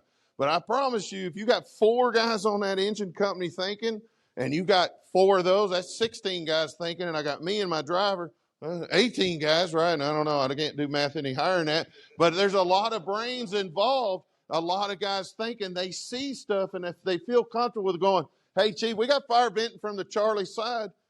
If I tell them, I got it. They're good with it. But maybe I didn't got it, okay? And I needed to know that. You want them to be able to do it. They knew here was the thing. I always set expectations for them. This is what I expect from you, from the youngest guy to the oldest guy. I expect these things from you. Here's your playing field right here. Basically, this is dumb shit, right? And this is being a good aggressive fireman. That's where I want you to be. If you decide to pull up with no air pack and jump through a fully involved window, guess what? You're out here. That's dumb. But if you can work in here and make good decisions, that's where I want you to be. And they knew that, and I supported that. Let people work. Create a culture of education. I made them train daily, okay? I'm not, again, a slave driver, but we're going to train. It might be for an hour, it might be 2 hours, it might be 8 hours. If it's pouring rain or 0 degrees or whatever, we probably won't. Maybe we'll watch a video. But I need your juices flowing at least for a little while. And you're like, man, we do a lot of work. I know you do. But guess what? Just do something for me, right? I want your juices flowing. And it wasn't every day, but that was our goal, right? I had guys when I first got there, they screwed with me. They're, oh, yeah, Chief, we're going to train today, right? They talked about training all the time. It was a downtown, so when we go by a standpipe, we talk about it. When we do this, we talk about it. I can promise you, stretching on the 40th floor in a stairwell, you can't talk your way through that, right? You got to do it. So I tell them, hey, man, you're going to train today. And they'd wait till about 3 o'clock in the afternoon. Guess what? It happened at 3. The city fell apart, and they'd make like 20 runs after that. So they'd always run out of time. So it got to me. Finally had enough of it. They're screwing with me, right? I'm the new chief. So I say, hey, man, we're going to get that training done today, right? Oh, yes, sir. 3 o'clock in the afternoon, same old bull crap, right? No problem. I took me a nap. About 4 in the morning, they just got in bed. Just, the bums just quit calling, right? Hey, wakey, everybody. It's time to go to work. I told you we'd get that training in today. I found some time. It's coming out. What? Yeah, the whole station's out of service. Let's go. I had 2 pumpers there. We laid every piece of hose. They watched the sun come up. It was shift change. We didn't change shift. We paid them a little overtime that day. Finally, the bosses were like, what the hell? I said, hey, man, you've been screwing with me. I'm not stupid, right? I don't want to do this. I don't want to be your boss. But you got 2 options. You either play the game like I play the game, or you go work somewhere else. I really don't care. Didn't have any problems after that. Guess what? We got training done. But it wasn't because I was just a power-hungry prick wearing shiny shoes, right? I wanted them. I got to be able to answer for them. If they can't do their job, that's my responsibility. Their performance is a direct reflection upon me. And I'm not going to tell your wife, yeah, we just let Brandon do whatever he wanted to do and he died. Not going to happen. Not on my watch. Not anymore. Encourage excellence. Seek opportunities to train, right? Some of the best officers in this country, we just talk things out, man. I'm not perfect. I always led from the front. I never sat in my car. Okay? Not never. There were times I would sit in my car if it was so complicated, but I parked the car as close to the front door as I friggin' could. I'm not sure where this, hey, park down there and then give someone alpha and you run it from there and this and that. I don't get none of that shit, okay? I loved it because guess what? If I was second in and you were one of those chiefs, I now run your fire and you're a dispatcher, right? Because I'm going to be in front going, hey, send me 2 more pumpers. Hey, y'all get up here and do this and y'all do that. It just wasn't for me. I didn't like it. From this position, guess what? My command presence allowed those guys to not screw with me, right? I had a driver. I was very lucky to have a driver. They'd go ask Tambo anything they wanted. But if Engine 7 came up to me and I was watching Engine 25 work, they never even spoke to me. Because they knew that maybe tomorrow I'd be watching Engine 7 and Engine 25 be walking up to me. They wanted my full focus on them. I wanted to be out there because I don't need to ask you a bunch of shit. I don't need a C.A.N report to tell me that your push is doing good because I can see the steam and the water coming out of the cracks. I know your hole's good because I see your saw and hear it running. I call it the can't report. I can't get shit done because you keep talking to me. Okay? Right? But the most important thing was these right here for me. I wanted to be able to put my arm around a young guy and say, hey, brother, I need you up on that Division 2. I've already lost this side, but we're going to save this one. You got me? And he could look in my eyes and think, man, Chief believes in me, right? And if he was a little squirrely, I'd be like, it's all right, brother. I'd pat him on the ass and say, hey, I'm going to send Mo or somebody right behind you, right? He knew he had some backup. Build them up a little bit. They could see the confidence I had, or I could see the confidence or lack of confidence they had. And then the worst thing is if I ever sent them to their death, because every fire we go to, we potentially send people to their death. If I ever sent them to their death, they weren't going to walk by some douchebag that I gave the alpha to. They were going to walk by their boss. It was very important to me. If I put my arm around and said, hey, brother, I need you on that second floor, and he died up there, I did that to him. I'm not going to let someone else do that to my people. And it made a big difference. They saw that, right? I was one of the few that did it anymore. I started putting my gear on because someone guilted me into that crap too, and I will tell you, I'm not sure I like that idea at all. We don't have to wear our gear. The last thing I'm going to do is commit to this and get burned up. But somebody told me, said, hey, man, them guys are hot as hell in August in that bunker gear, in that burning building. And maybe you ought to be too, because you get a sense of what they're going through. So I would stand there and make my driver like a passenger princess. He'd have to bring it to me because I didn't want to wait at the car long enough. So I'd run to the front, and I'd be out there like this, putting my stuff on. And the first few times they walked by me, they're like, what the hell's wrong with you? And I'm like, just hurry, God. Oh, my God, just hurry. I might freaking die out here. Like, you're a retard. Sorry. We're going to wrap it up. What we got to remember is, we owe people our best. The people in this room, the people that we serve. I worked for the worst fire chief / mayor / command staff until they replaced them very recently for almost 10 years. They hated us. They wanted to destroy our fire department. We lost 800 people that just retired or left because it was so bad. It's an entire shift. But I didn't give a shit. I hated them, but every single day, it never changed what we did. Never changed what we did. Because I wasn't there for them. I was there for these people, right? That little old lady down the street, it didn't matter what my problem was. And you got to remember that. No one cares what your problem is. They expect certain things from you. Have difficult conversations, hold people accountable, right? My guys knew I held them accountable. And I was going to deal with the problem if there was one. Tomorrow we might go fishing, but today I got a problem, and they knew it. They respected that. They would have killed for me. Create relationships. You got to know your people. Put the phones down. No phones at the kitchen table. It's family time, right? We spend time together. We talk about things. These young guys don't even know how to talk to you. They'd love to hear some of your bullcrap stories because y'all got them, I promise you. And then let's always do the right thing. I think I got one more story for you. I've been trying to tell you that there is a time that you can make a difference. All of us are in a position to make differences in people's lives. And sometimes it's very simple, right? Just being good to a kid that no one's ever good to, right? Honking and waving at a kid in the neighborhood, whatever. This young man, this is Rodney James. This is one of the first time the Houston Fire Department ever met Rodney. He was about 8 years old. This is Kevin's story, if you've ever heard of Kevin's story. He's a Houston legend. He's somewhere between the Marlboro Man and the Grinch. More Grinch than Marlboro. Well, he smokes like 900 Marlboro Reds a day. We always knew how bad a day he had by the pack stacked up. It's usually 5 or 6. Sometimes you get to 8. He had like 2 teeth in his head. It took him 2.5 years to even say good morning to my driver, who spoke to him every morning, just almost out of he was a Marine and Kevin was Kevin, so somebody had to win, you know.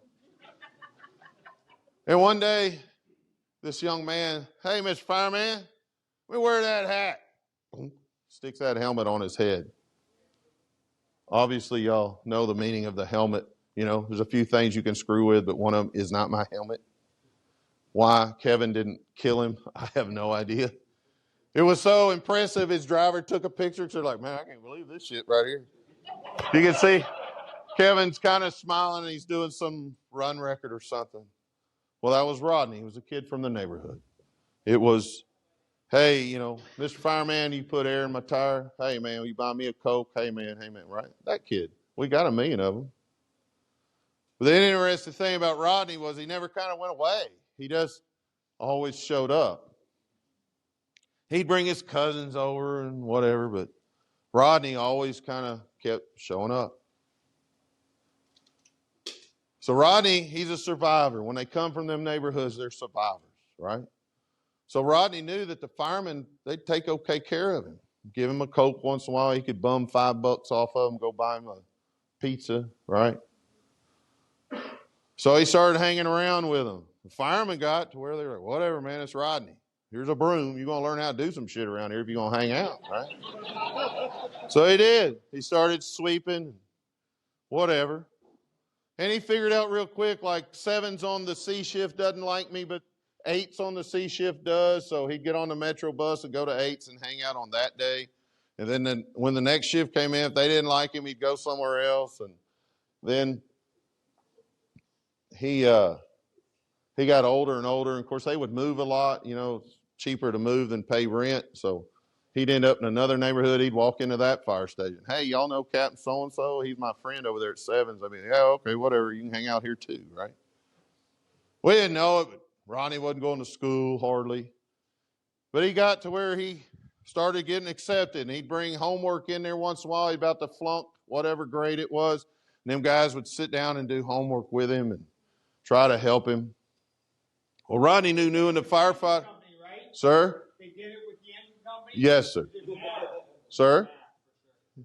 Yeah, right. The engine company was smart. It took me a minute. Yeah, they can do math. Yeah, they're not truck guys. Ooh, big hole. No. Yeah, they can do math, right? So they're helping Rodney. Rodney, he's a survivor. He understands if he knows firefighters, that's good. But if he can make friends with the captain, that's better. You know what I mean? More for him, really. So one day, he's about 11 years old. I'm the new chief in the district. I go visit one of the busiest houses there. I walk in, and there's the crew, and there's this young man standing in front of them. And when I walk in, he goes, hey, Chief. I'm like, hello? He goes, what's in this compartment right here? And I was thinking, who brought their smart-ass kid up here? You know? I was like, well, when I was on the truck, that was the saws. And he was like, oh, because I had won. I was right, you know. And them guys were laughing. I'm like, who the heck is that? And they're like, that's Rodney, man. He hangs out here. Whatever, man. Don't let him get in trouble. Okay. Well, if you know the captains, that's pretty good. If you know the chief, that's even better, right? Pretty easygoing guy. So all of a sudden, poof, Rodney started showing up. Hey, Chief. So I'd let him hang out there. The guys tolerated him. They made sure he'd eat. A lot of guys had their hands on him and had made a difference with him, trying to keep him out of trouble. So it's like Monday, right? he comes in, he goes, "Hey, Chief, y'all work Wednesday?" I'm like, "Yeah, I know we work Wednesday." "Wednesday, my birthday." "Oh, okay." All right. Like, I got it. I said, "Okay." So he's like, "Well, it is my birthday." And, I said, "I tell you what, Rodney, you go to school," which was a rarity. "You come up here and we'll have a little party for you." "Okay, yes, sir. I'll be here." So he was 11 years old. I called my wife and said, "Hey, can you come up here and bring a birthday cake?" I said, "We don't know how to make no cake worth of crap, And I was like, "You need to meet Rodney anyway. Cool kid, man. I kind of like him." She's like, "Yeah, I'll do that." So she does. She comes in. And we have a little party. We give him more T-shirts that he'll probably lose in the next 24 hours and, whatever. And my wife, I see that she's sitting over there talking with him a bunch. I'm a decent guy, but my wife is a whole nother level. So at the end of it, Rodney leaves and she goes, "Hey," she's talking to all of us, but especially me. She goes, "Rodney's got 8 brothers and sisters?" I was like, "No, Said, he was born in prison?" "No." His mama lives right here, but when she sees him on the road, she doesn't acknowledge he's alive. Like, she won't speak to him. And I was like, he always asks me why his mama doesn't love him, and I just don't know what to say to him. She goes, "Yeah, because she doesn't claim him." His entire family are felons? I was like, "No." She said, "Have you ever brought him to his aunt's house right over here?" I said, "Yeah, I take him in a Chiefs car. He blows the damn siren the whole way and pisses the neighborhood off." She said, he's got to sneak through the windows after they go to sleep because they'll beat him if they catch him in that house." "No." I said, "How do you know?" She said, "I talked with him." I said, "Oh, okay. We don't know how to do that. We're firemen, She said, "I'm going to need you to do something for me." I said, "All right, yeah, what's that?" She said, "I need you to go buy him a cell phone tomorrow." "Hey, you crazy woman. I ain't buying that kid a cell phone." I was like, "Let him go steal one. That's all he does, bust people's windows and steal all their shit out of their car." She's like, "Clyde, She's like, I'm not buying him a cell phone. It'll be gone. Like, I can give him $20 and he won't make it out the door for that money's gone. I want you to buy him a cell phone. I need to talk to him. I need to know where he is every day." So we had an argument. I'm not buying a cell phone. So the next morning I went and bought him a cell phone. But what I didn't realize, and what none of these probably 100 firemen who had encountered Rodney needed more than anything on this earth was the love of a mother. He had no idea why his mother didn't love him. He was raised by his aunt who did the best she could, but she was a felon with a special needs child. She didn't make much money. She did everything she could for him, though. But my wife, from that day when he was 11 years old on his birthday, spoke to him every day. "Rodney, where are you at? Rodney, are you okay? Rodney, have you eaten?" And it started to make a difference in his life. Now, as years went by, he's spent a lot of time with me. I'm the disciplinarian of the group, right? "Rodney, you got to stop doing this stupid, ignorant crap you're doing," right? Because he would go hang out with us and he'd do great, but then he'd go with his cousins and all that, his brothers, and he'd get into this thug life. And he'd rob people and he'd break into cars. And it was like, look, somebody's going to either A, they're going to kill you, or B, we're going to kill you, because it's the state of Texas. If you kill someone in the commission of a crime, you get the death penalty, and anybody with you gets the death penalty. So you might have just been sitting in the car, but we'll kill your ass too for just being there. And I'm like, "You're killing me here." I said, "All these firemen consider you mine. You're going to be dead in the street, and they're going to call me at home, and I'm going to have to come up here and identify your body." "Oh, Chief, it's good, man." Right? He had already lost 3 or 4 of his brothers and cousins and crap up to that point. But one day he calls my wife. He's 16 years old, and he said, "Mom, I got to get out of here.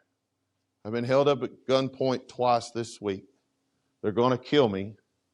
I know it is. It's coming." And he said, "I just got to go." And she said, "Well, Rodney, you can live with us." And that was always an option for him. But he was an urban kid, right? He'd try to spend some weekends and stuff with us. And there's one traffic light, right? No one really looks like Rodney. Lots of cows. There's nothing to do. Nothing to do. And he liked to wake up at 4 in the afternoon and go to bed at 4 or 5 in the morning, right? He would run the streets all night, sling dope. So he'd come to my house, he'd lose his absolute mind, and I'd end up carrying him back to town an hour and a half away. She said, you can live out here, but you know it'll be different. Gordon's here. That's what I get, Gordon or CG3, Chief sometime. And you ain't going to do what you're doing now. You're going to go to school. He said, I don't care. He said, I got to get out of here. All right. So for the second time, she called me, said, I need you to do me a favor. I said, okay, what's that? I need you to pick up Rodney in the morning. I said, oh, okay. What's he going to do? Come spend the weekend or something? She said, no, he's going to come live with us. I said, God dang, woman. I said, man, you've lost your mind. I said, this ain't going to work. I said, that boy is urban, right? She's like, you just got to trust me. I said, okay. So I did. I went and picked him up. He had everything he owned in his life in a laundry basket. I went to some government housing and got him. He had a big smile on his face. Jumped in my truck, said, Chief, I'm going to the country. I said, yeah, you are. Got a black hoodie on about here. I said, yeah, you are. He said, hey, man, can I play the music? He always wanted to DJ in my truck. I hated it. If he listened to stuff, I don't know what it is. All I can hear is the N-word and MF-er in it. He says that's because I'm a racist. Okay, maybe. I don't know. So I get him home, and it was uncomfortable for a while. But when I started coming in, my wife would go, sup? I'm like, God dang.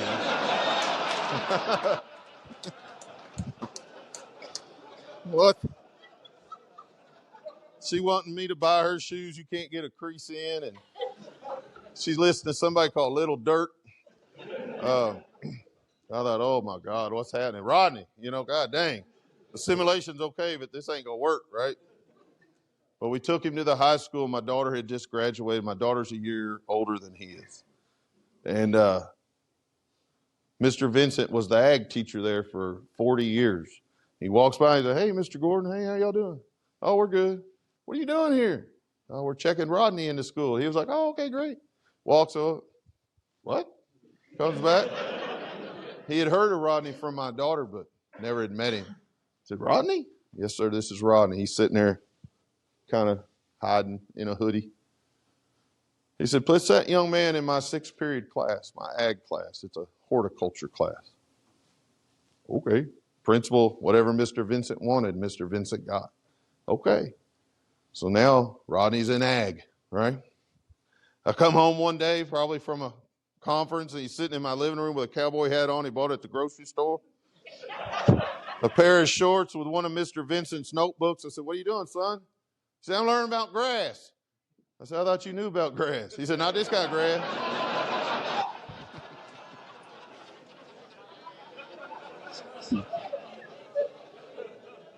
I was like, good deal, all right? And we started to become a family. And one day he came to me. Mr. Vincent cried when he graduated from high school because that young man who was hiding under a hoodie was now one of the favorites of the whole school. And the teachers had watched him change so significantly. And he came to me and said, Chief, I don't think I'll make it in college. I was like, no, I don't think you will either. And it wasn't because he wasn't smart. He couldn't, anything that got hard, he ran from. Anything that was hard, he just wouldn't do. He said, I think I want to go to the military. So I think that's probably a great idea. And I'm thinking like Boy Scouts or something. I mean, because he's pretty bougie. He don't like hard. He don't like dirty. He'd rather his hands be soft than rough. You know what I mean? And he said, no, sir. He said, I'm tired of being a kid from the hood. It's okay. He said, I think I want to go to the Marine Corps. I said, man, buddy. So I ain't ever been a Marine, but I've worked with a lot of them, and that's a big nut to crack right there. I said, but I love you, and I'll support you in anything you do. but we took him to the Army first, just in case.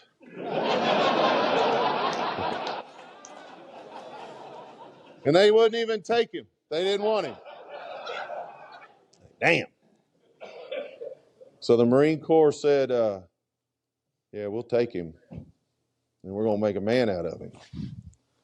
And I said, all right, but I'll be ready in about 2 weeks to fly to San Diego and pick him up. But now he's a machine gunner in the United States Marine Corps. He just got...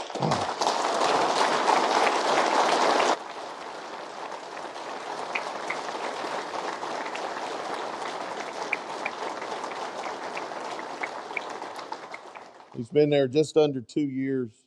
He's been promoted twice. He's getting his college education while he's there. He calls me about investing my retirement money. And more than anything, he calls me Dad now. So it's pretty incredible.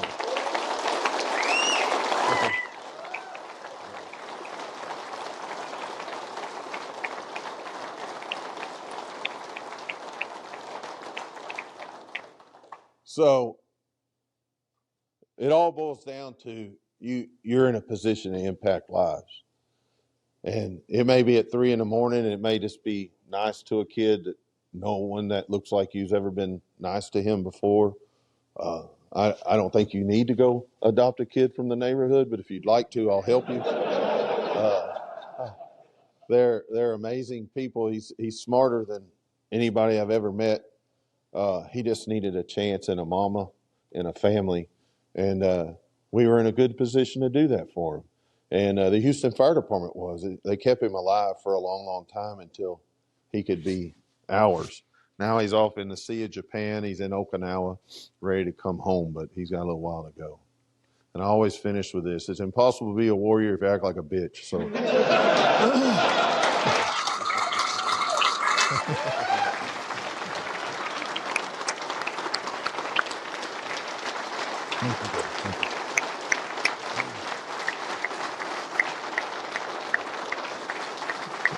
Thank y'all.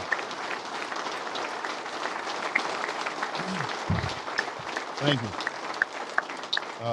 This is my information. If you want to ever contact me, you're more than welcome to. And I'll do anything I can for you. I'm here for you, and I'm very grateful that you gave me this time to be here. Thank you so much. No, thank you. Thank you, brother. I really appreciate you, man. Appreciate you.